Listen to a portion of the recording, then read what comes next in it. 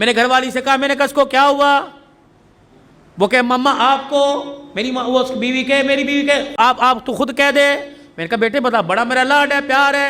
میں نے کہا بیٹی کیا بات ہے؟ کہنے لگی بابا میں نے برقع نہیں پہننا۔ اللہ اکبر، یہاں تیر لگا کہ عبدالحنان صدیقی کے گھر میں بغاوت۔ میں نے آسمان کی طرف دیکھا، میں نے کہا اللہ میں حرام تو کماتا کوئی نہیں، اگر کسی کا دل دکھایا رزلٹ صاحب نے معاف کر دے۔ میرے بیٹی سے کہا، میں نے کہا بیٹی کیا بات ہے؟ کہنے لگی بابا پورے کالج میں ہم 3-4 نے برقع پہنا، بڑا مذاق اڑا، میں نہیں پہنوں گی۔ اللہ اکبر، پتہ نہیں مجھے کیا ہوا، میں نے اپنے سر سے پگڑی اتاری اور اتار کے بیٹی کے آگے رکھ دی۔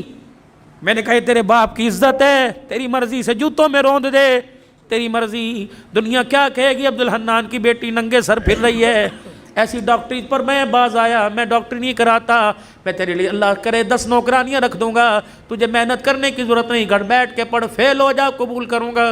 لیکن بیٹی یہ تو میں برقع، یہ پردہ پوری دنیا میں بانٹتا پھرتا ہوں، جب تو ہی اتار دے گی میرے پاس کیا رہ جائے گا۔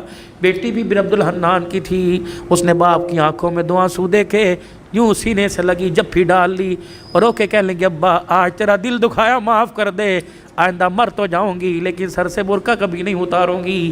اللہ کا شکر ہے اللہ نے ایسی نیک اولاد دی۔ میرے یارو جاؤ اپنے گھر میں اپنی بچیوں کے آگے ہاتھ جوڑو کہ میں بے بس ہوں، میں کچھ نہیں کر سکتا، اے بیٹی تو دوپٹہ اتار کے آتی ہے میری غیرت کا جنازہ نکل جاتا ہے، بیٹی کم سے کم میرے سامنے تو سینہ چھپا کے آیا کر، میں کوئی دلہ نہیں، میں تیرا باپ ہوں، تجھے حرام کا نہیں جنا، تجھے حلال کا جنا۔ اے میری بچی اپنی بیویوں کی جا کے ہاتھ جوڑو، منت کرو کہ خدا کے واسطے ہمیں جب روٹی پکا کے دیا کر تو اپنے گلے کو چھپا کر اپنے سر پہ دوپٹہ رکھ کے دیا کر۔ یہ کیسی ماں ہے جو رمضان کی افطاریاں بھی ننگے سر پکاتی ہے؟ یہ کیسی میری بہنیں جو سحریاں بھی ننگے سر پکاتی ہے؟ ان کے ہاتھوں سے کھانے والا روزے دار بنے گا، ان کے ہاتھوں سے کھانے والا قرآن کا وارث بنے گا۔ دل کے پھپھولے جل گئے سینے کے داغ سے، اس گھر کو آگ لگ گئی گھر کے چراغ سے، کہاں جائے کس کے ہاتھ پر اپنے ارمانوں کا لہو جا کے تلاش کرے۔ ہائے ہائے ہائے، بے دینی نے اتنے ڈیرے ہمارے گھر کے اندر ڈال لیے کہ ہماری زبانوں کو تالے لگ گئے، یہ زبانیں گالی دینے کو تیار ہے، حق کہنے کو تیار کوئی نہیں۔